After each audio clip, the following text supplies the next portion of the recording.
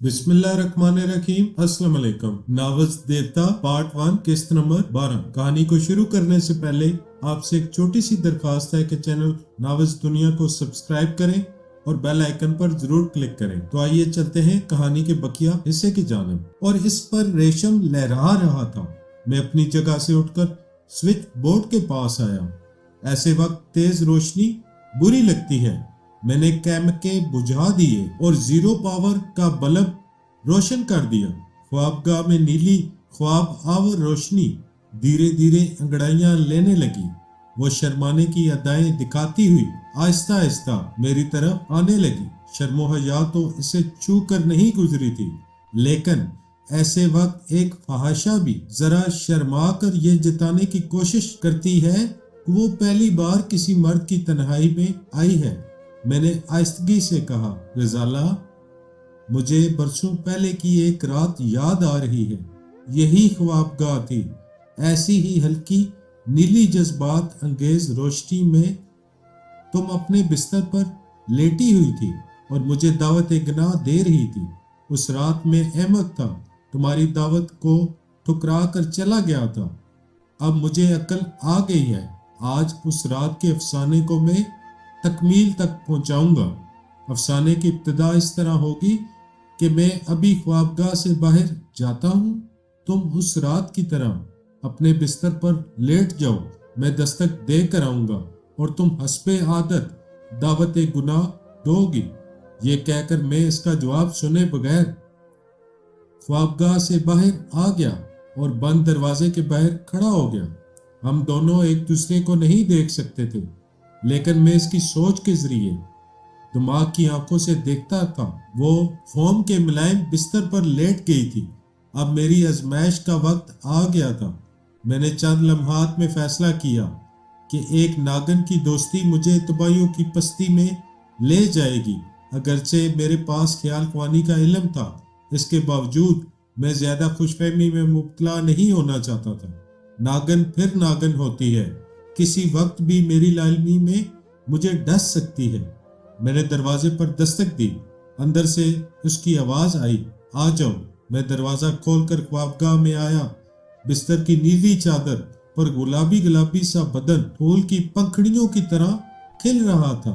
वो मेरी जानब खुमार आलूद नजरों से देख रही थी, खामोश निगाहों से मुझे अपनी तरफ बुला रही थी। मैंने आहिस्ता आहिस्ता इसकी जानब बढ़ते हुए कहा, बेशक तुम इतनी हसीन हो कि मर्द की निगाहों को ललचा देती हो। तुम्हारे बदन के ये चीखते हुए निशेबो फराज देकर अच्छे से अच्छे आबद व जाहिर अपनी तौबा तोड़ सकते हैं। मैं भी तौबा तोड़ने आया हूँ, लेकिन इससे पहले मैं वो भूला हुआ अफसाना याद कर लूं कि मुझे किस तरह बदनाम करके इस कोठी से निकाला गया था। मेरी खूबसूरत नागन, जो लोग जरा भी समझदार होते हैं वो आग में कूदने की बजाय इसे बुझाने की कोशिश करते हैं। मैं भी तुम्हारे हयाक बदन की आग में जलना नहीं चाहता। तुम्हारी आग बुझाने के लिए पानी नहीं है। पानी ना हो तो शहद थूक देने से भी काम चलता है। आख थू। मैंने उसके बदन पर थूक दिया और फौरन ही बाहर जाने लगा। वो एकदम से लरज गई थी। अपनी जिल्लत और तौहीन के शदीद एहसास से जैसे वो पागल हो गई।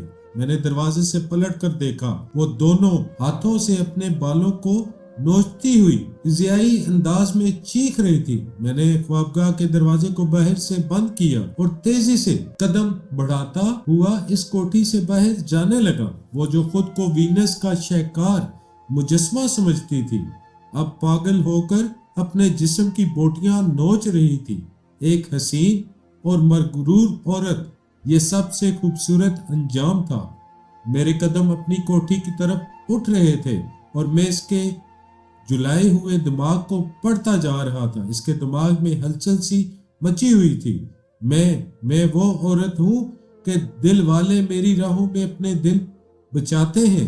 शायर मेरी तारीफ में लफ्जों के फूल खिलाते हैं और वो कमीना मुझ पर थूक कर गया है। इस सोच पर इसके दिमाग ने उसे चीखने पर मजबूर किया। चीखने के साथ ही इसके दिमाग ने मशवरा दिया कि वो मेरा मुंह नोच ले, लेकिन मैं इसके सामने नहीं था। वो जुलाई हुई सोच के मुताबिक तकिए को उठाकर नोचने लगी। सूर कमीना, क्या समझकर इसने थूका है?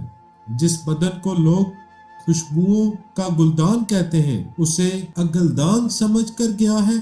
मैं ये तौहीन बर्दाश्त नहीं कर सकती। मैं इसे जान से मार डालूंगी। वो बदजात खुद को समझता क्या है? मैं भी उस पर थूकती हूँ, मगर मेरे थूकने से इस बेइज्जती का एहसास नहीं मिट सकता जो वो कर गया है। माय गॉड, उसने नफरत से मुझ पर थूका है। नहीं, मुझे यकीन नहीं आता कि मेरे बदन पर इसका थूक है, मगर है। मैं हकीकत से इनकार नहीं कर सकती। ये थूक एक अंगारे की तरह मेरे बदन से चिपक गया है। अब जब भी मैं लिबास उतारूंगी मुझे इसके नफरत से थूकने का अंदाज याद आ जाएगा। मैं अपनी कोठी के इहाते में पहुंचकर रुक गया और इसके दिमाग में बैठकर इसकी सोच में गड़बड़ करने लगा। हाँ, उसने ऐसी नफरत से थूका है जैसे मैं तवाइफ से भी गई गुजरी औरत हूँ। इस तरह उसने अपनी नजरों से मुझे गिरा दिया है। इतनी देर से मैं खुद ही अपने आप को काबिले नफरत समझ रही हूँ। वो गड़बड़ा कर सोचने लगी, नहीं, मैं काबिले नफरत नहीं हूँ। मैं सबसे हसीन लड़की हूँ। सब ही मुझ पर जान देते हैं, मुझसे मोहब्बत करते हैं। मैंने मनफी सोच में कहा, जो लोग सामने मोहब्बत जाहिर करते हैं वो मेरी पीठ पीछे मुझ पर थूकते हैं। फरहाद पहला आदमी है जो सामने थूक कर गया है। इसकी मुस्बत सोच ने कहा, मैं फरहाद पर थूक दूंगी। मैंने मनफी सोच से समझाया, सिर्फ फरहाद पर थूकने से इंतकाम की आग नहीं बुझेगी। जो अपने मतलब के लिए मेरे हुस्न की तारीफ करते हैं, मेरी मोहब्बत का दम भरते हैं, इन झूठों पर भी थूकना चाहिए। कासम भी मतलब परस्त है, कैसर भी अयाश है। सब के सब मेरी जवानी से खेलने के लिए मेरी खुशामदेद करते हैं। मैं इन सब पर थूक दूंगी। इसका जुलाया हुआ जहन काहिल हो गया कि वो सब पर थूकेगी। आज इसकी जो तौहीन हुई है इसका इंतकाम वो हर मर्द से लेगी। इस वक्त इसकी सोच ने बताया कि ड्राइंग रूम में फोन की घंटी बज रही है। मैंने इसकी सोच में कहा, पता नहीं इतनी रात को किसने फोन किया है। घर के लोग सो रहे हैं, मुझे ड्राइंग रूम में जाकर सुनना चाहिए कि किसकी कॉल है। इसने मनफी सोच में कहा, नहीं, मैं नहीं जाऊंगी। किसी की भी कॉल हो वो जहन्नम में जाए। मेरी सोच ने फिर उसे समझाया, हो सकता है कि फरहाद अपनी कोठी से कॉल कर रहा हो। मुझे फौरन ही रिसीवर उठाकर इस पर थूक देना चाहिए। ये बात इसकी खोपड़ी में आ गई। इसकी सोच बता रही थी कि वो मेरी कॉल की तवक्को में गुस्से से तनतनाती हुई ख्वाबगाह से निकलकर जा रही थी। ड्राइंग रूम में पहुंचकर इसने फोन का रिसीवर उठाया, फिर चीखती हुई बोली, सूर के बच्चे, अब तुम मुझे फोन कर रहे हो? मैं तुम पर थूकती हूँ। आख थू। रिसीवर पर दूसरी तरफ की आवाज गजाला ने सुनी और उसे गजाला के दिमाग से मैंने सुना। अरे रे, ये थूकने का क्या मतलब हुआ? कौन हो तुम? क्या गजाला हो? हाँ, मैं गजाला हूँ। किसी भी मर्द की आवाज मेरे दिमाग में कांटे की तरह चुभती है। मैं फिर एक बार तुम पर थूकती। ठहरो ठहरो भाई, ये क्या कर रही हो? मेरी आवाज पहचानो, मैं तुम्हारा कैसर हूँ। मैंने कैसर का नाम सुनते ही गजाला की सोच में कहा, मुझे कैसर पर भी थूकना चाहिए, वो भी मर्द है, मैं उस पर भी थूकूंगी। गजाला ने गुस्से से पूछा, कैसर, तुम भी एक मर्द हो? हाँ, मैं मर्द हूँ, तो मैं तुम पर भी थूकती हूँ। आह थू। अरे क्या हो गया है तुम्हें? खामखा थूकती चली जा रही हो। क्या फरहाद की दोस्ती ने तुम्हारा दिमाग खराब कर दिया है? फरहाद का नाम ना लो, मैं इस पर थूकती हूँ। तुमने क्लब में कहा था कि इसे जान से मार डालोगे। अब मैं देखना चाहती हूँ कि तुम इसे किस तरह मारोगे। कैसर, जब तक तुम इसे कुत्ते की मौत नहीं मारोगे मेरा कलेजे में ठंडक नहीं पहुंचेगी। जितनी जल्दी मुमकिन हो तुम मुझे इसकी मौत की खुशखबरी सुनाओ। मैं अपना हुस्न, अपनी जवानी और अपनी दौलत तुम पर निछावर कर दूंगी। जाने मन, तुम इतने बड़े नाम का लालच दे रही हो, ये वाकई नाम है या महज ललचाने वाली बातें हैं? देखो, बुरा ना मानना, पहले भी तुमने बड़े वादे किए और टरखा दिया। अब ऐसा नहीं होगा। तुम अभी आओ, मैं अभी वादा पूरा करूंगी, तुम्हारा एतमाद हासिल करूंगी। तुम जो कहोगे वो करूंगी, मगर किसी तरह ये खुशखबरी सुना दो कि वो सूर का बच्चा मर चुका है। अच्छा मैं अभी आता हूँ। कैसर ने राब्ता खत्म कर दिया। गजाला फिर मेरे मुतल्लक गुस्से से सोचने लगी। मैंने ज़हनी राब्ता खत्म कर दिया और अपने कमरे में आकर सोने के लिए लिबास बदलने लगा। इस दौरान मैंने कैसर की सोच को पढ़ा। वो अपनी कार ड्राइव करता हुआ गजाला की तरफ आ रहा था और ये मंसूबा बना रहा था कि मुझे घेर कर मारना आसान सी बात नहीं है। इसके लिए वक्त का इंतजार करना होगा। पता नहीं कितना वक्त लगेगा, 2 दिन या 4 दिन या 4 महीने। इस वक्त तक गजाला को बहला फुसला कर अपना काम निकालना होगा। ऐसी हसीन औरत बगल में रहे तो सोसाइटी में कुछ और अहमियत बढ़ जाती है। इसकी सोच पढ़कर इस बात का यकीन हो गया कि अभी इसकी नज़रों में सिर्फ गजाला के हुस्न शबाब की अहमियत है। इसमें इतनी जुर्रत नहीं है कि वो तन्हा कहीं भी मुझे ललकार सके। सिर्फ रात की तन्हाई में मेरी थूकी हुई चीज को चाटने आ रहा था। मैं अपनी ख्वाबगाह का दरवाजा अंदर से बंद करके इत्मीनान से सो गया। दूसरे दिन मैं चचा के यहाँ गया। गजाला मेरे सामने नहीं आई। मैं चचा जान से जमीन की जायदाद की बातें करता रहा, फिर शहीना के साथ तफरीह के लिए निकल गया। इसके बाद रोज का यही मामूल हो गया। मैं अपनी लाडली बहन के साथ ज्यादा से ज्यादा वक्त गुजारने लगा। कभी कभी चचा जान के साथ कचहरी के चक्कर लगाने पड़ते थे क्योंकि वो तमाम जमीनें मेरे नाम लिख रहे थे। जमाने भर की गिलासतों से निकलकर एक बहन का साथ मिला तो मुझे प्यार की पक्कीजगी का शिद्दत से एहसास हुआ। औरत महज एक दाश्ता नहीं होती, वो माँ भी होती है, बेटी भी होती है और शहीना जैसी बहन भी। ये तो मैं जानता ही था कि शहीना के नाजुक से दिल में जुबैर की मोहब्बत परवान चढ़ रही है। इन ही दिनों जुबैर अपनी वालदा के इलाज के लिए लाहौर आया हुआ था। एक रोज शहीना मुझे इसके यहाँ ले गई। जुबैर वाकई एक उबरू नौजवान था। गुफ्तगू के दौरान मैंने इसके ख्यालात पढ़े तो पता चला कि वो भी शहीना को चाहता है, लेकिन मोहब्बत का इजहार इसलिए नहीं करता कि खुद को गुलफाम समझता है। इसकी ख्वाहिश है कि शहीना इसके पीछे फिरती रहे। शहीना अपने दिल के हाथों मजबूर थी, इसलिए किसी न किसी बहाने इससे मिलने चली आती थी। मैंने इसी वक्त फैसला किया कि जुबैर को किसी तरह महज़ब अंदाज में मजबूर करूंगा कि वो इज्जत और आबरू के साथ मेरी बहन का हाथ थाम ले। इस रोज मैंने मंसूबा बनाया कि जुबैर के दिल में शहीना के लिए किसी तरह तड़प पैदा करनी होगी। इस अमल के लिए मुझे मुकम्मल खामोशी और ऐसे पुरस्कून माहौल की जरूरत थी जहां कोई मुदाखलत करने वाला ना हो।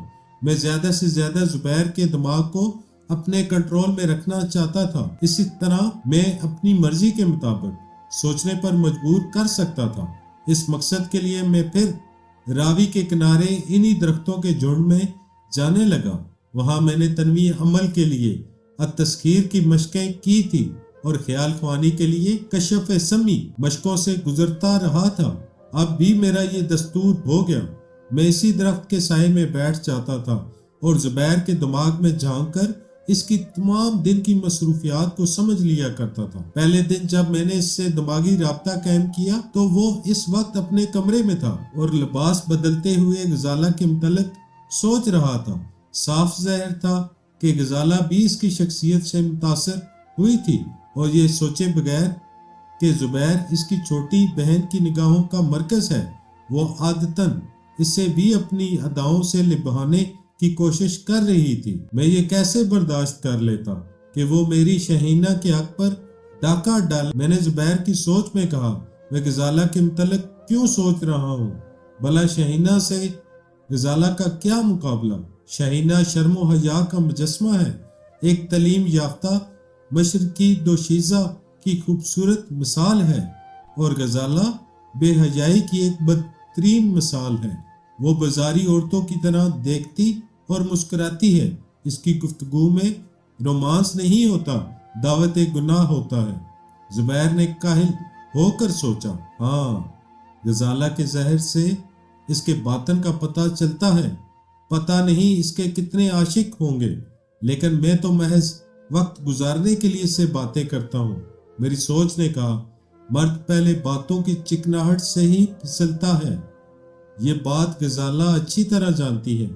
کیا ضروری ہے کہ غزالہ جیسی عورتوں کو لفٹ دی جائے؟ میں غلاظت کی طرف جاؤں گا تو بدبو کے سوا کیا ملے گا؟ خوشبو کے قریب رہوں گا تو میرا وجود بھی معطر رہے گا، اور شہینہ بلا شبہ سراپا ایک خوشبو ہے۔ جو بات ٹھوس دلائل کے ساتھ کہی جائے اس کی صداقت سے کوئی انکار نہیں کرتا۔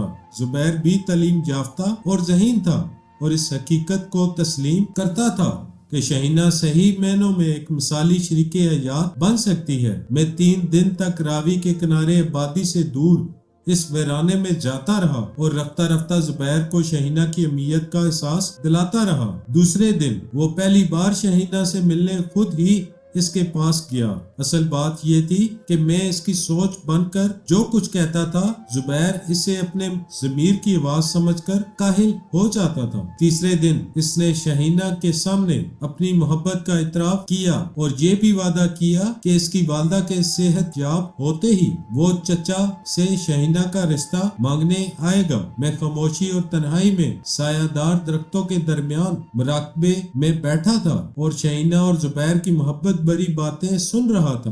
اچانک مراقبے کے دوران میرے دماغ میں روشنی کے چماکے ہونے لگے۔ اس کا مطلب یہ تھا کہ کوئی میری تنہائی میں مخل ہو رہا ہے۔ میں نے فوراً ہی آنکھیں کھول دی۔ اس وقت شام کے سائے گہرے ہو گئے تھے، کسی قدر اندھیرا ہو رہا تھا۔ میں نے اپنی قوت سماعت ایک آواز پر مبذول کر دی۔ وہ ایک آواز نہیں تھی، کئی آوازیں تھیں۔ ہلکے ہلکے قدموں کی چاپ، قدموں نے چرچراتے ہوئے سوکھے پتوں کی صدائیں۔ وہ صدائیں لمحہ بہ لمحہ قریب آتی جا رہی تھی۔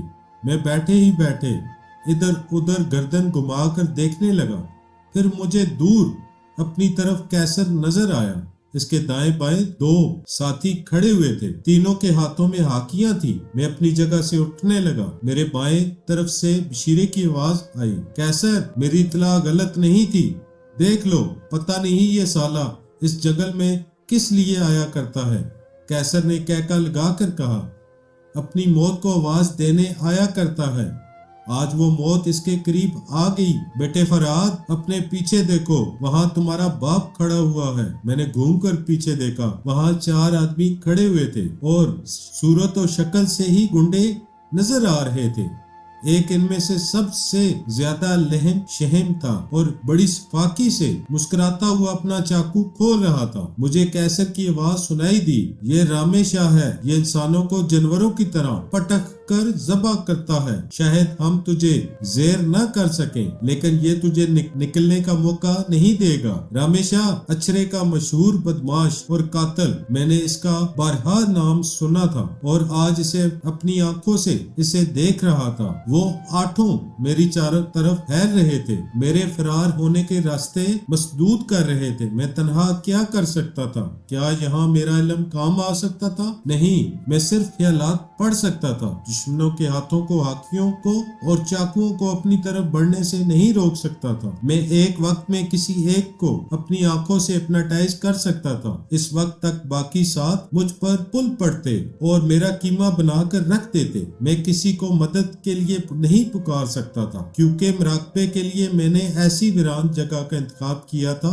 جہاں سے شاذ و نادر ہی کسی انسان کا گزر ہوتا تھا۔ آج وہ جگہ میرا مدفن بن رہی تھی۔ ایسی بے یاری اور مددگاری کے وقت کوئی پراسرار علم اور شعبدے بازی کا کام نہیں آتی۔ ایک مرد صرف اپنی ذہانت اور بازوؤں کی طاقت سے ہی اپنا بچاؤ کر سکتا ہے۔ میں اچانک ایسے درندے کی طرح گرانے لگا جس کے چاروں طرف شکاریوں نے گھیرا ڈال رکھا ہو۔ وہ لوگ بڑی ہوشیاری سے گھیراؤ کر رہے تھے، مجھ پر حملہ کرنے سے پہلے میرے فرار کے تمام راستے مسدود کر رہے تھے۔ ابھی شام کے گہرے سائے تھے۔ رات کی تاریکی ہوتی تو میں اس تاریکی سے کچھ فائدہ اٹھا لیتا۔ پھر میں نے اچانک فیصلہ کیا کہ مجھے رامے شاہ سے فی الحال کترانا چاہیے، کیونکہ اس کی مٹھی میں ننگا چاقو تھا اور اس کے دائیں بائیں 2 گنڈے مجھ پر چھلانگ لگانے کے لیے تیار تھے۔ میں یک بیک پلٹ کر کیسر کی جانب لپکا۔ سب نے اپنی ہاکیاں سنبھال لی تھی، لیکن میں نے انہیں ڈاج دیا۔ کیسر کے قریب پہنچنے سے پہلے ہی اس کے ایک ایسے ساتھی پر چھلانگ لگائی جو نشیب کی طرف کھڑا ہوا، اپنے ہاتھوں میں ہاکی तोल रहा था। वो कभी सोच भी नहीं सकता था कि मैं इतनी फुर्ती से पैंतरा बदल कर इस पर छलांग लगाऊंगा। इसके हाथों में हाकी उठी रह गई और मैं इससे लिपट कर निषेध में लड़खड़ाता चला गया। हम दोनों लुढ़क रहे थे। मैं एक हाथ से हाकी छीन रहा था और अपने सर से इसकी नाक पर टकरें मारता जा रहा था। दूर ऊंचाई पर इसके साथियों के बोलने और दौड़ने की आवाजें आ रही थी। सतह जमीन पर पहुंचकर हाकी मेरे हाथ में आ गई। मैंने इसे टांगों पर रखकर सर से ऊपर दूसरी तरफ उछाल दिया। दौड़ते हुए कदमों की धमाके करीब आते जा रहे थे। मैंने फुर्ती से उठकर अपने मुकाबले को उठने का मौका नहीं दिया। हाकी के एक ही वार से इसे बेकार कर दिया और दौड़ते हुए दूसरी तरफ जाने लगा। मैं इसी तरह अपना बचाव कर रहा था। इनसे दूर भागने के दौरान जो पहले करीब आता इससे मुकाबला करता। फिर इससे पहले कि वो दोबारा मुझे चारों तरफ से घेरे, मैं भागकर इनसे दूर निकल जाता। कुछ मैं चालाकी से काम ले रहा था, कुछ वो चालाकी से काम ले रहे थे। मुझे दरिया की तरफ आबादी की सिमत जाने का मौका नहीं दे रहे थे। जंगल के अंदर ही अंदर रिगते जा रहे थे। भागते हुए कदमों से जमीन दहल रही थी। कभी हाकियों के टकराने की खटखटाहट गूंज रही थी और कभी कराहें और चीखें लहराती हुई दूर तक भटक रही थी। वो जख्मी हो रहे थे, मैं भी जख्मी हो रहा था। मेरे जिस्म के कितने ही हिस्सों पर चोटें आई थी। सर से खून निकल रहा था और चेहरे पर फैल रहा था। हर चोट पर मैं जख्मी शेर की तरह बिफर जाता था। वो मान गए। उनके सुस्त हमले बता रहे थे कि वो जख्मी दरिंदे की तुंद मिजाजी को तस्लीम कर रहे हैं। मेरे लड़ने का अंदाज भी ऐसा था कि वो बैक वक्त हमला नहीं कर सकते थे। मैं न्यूट के अंदाज में हाकी घुमाता हुआ दूर तक पैंतरे बदलता चला जाता था। जो करीब आता इस पर हमला करता, फिर एक तरफ भागता चला जाता। रामेशाह दूर ही दूर से मेरा ताकुब कर रहा था। वो इस इंतजार में था कि मेरे हाथों से हाकी गिरे तो अपने चाकू की धार मुझ पर आजमाए। इसे तो मौका न मिला। मुझे ही इसके करीब पहुंचने का मौका मिल गया। जब तक दूसरे मेरे करीब पहुंचते, मैं हाकी से इसके सर पर एक शदीद ज़रब लगाता हुआ गुजर गया। इसके हलक से एक चीख निकली और मैं छलांग लगाकर एक घनी झाड़ी के पीछे चला गया।